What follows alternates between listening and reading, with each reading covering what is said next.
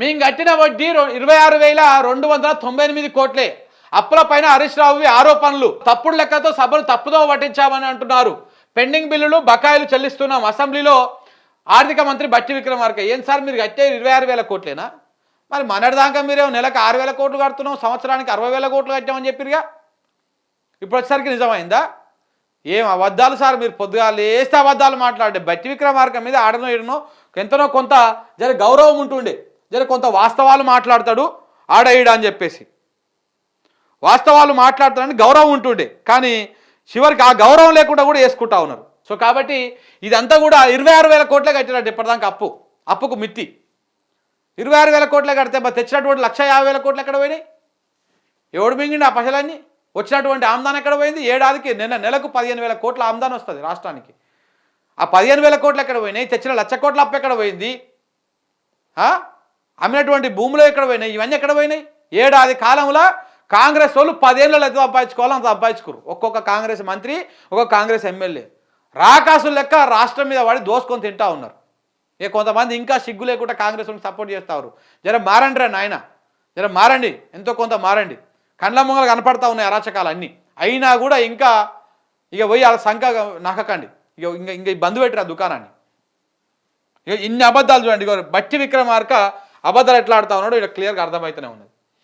7 లక్షల కోట్ల అప్పు అంటే లీగల్ నోటీసులు ఇచ్చుడే. బీఆర్ఎస్ హయాంలో తెచ్చిన అప్పు 4.17 లక్షల కోట్లే.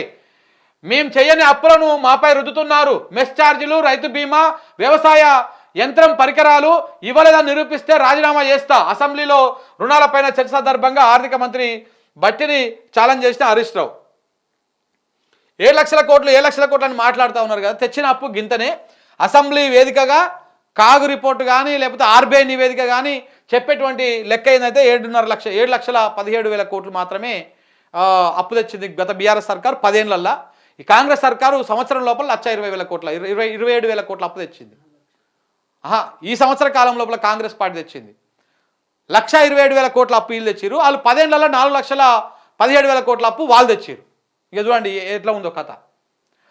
పరువు తీసిండ్రు, పెట్టుబడులు వచ్చుడు బంద్ అయినాయి, ఆర్థిక పరిస్థితి మంచిగా లేదనడం సరికాదు, హైడ్రా భయంతో రియల్ ఎస్టేట్ పడిపోయింది, ప్రభుత్వ అప్పులను స్పష్టం చేయండి, కాంగ్రెస్కు అక్బరుద్దీన్ చురకలు.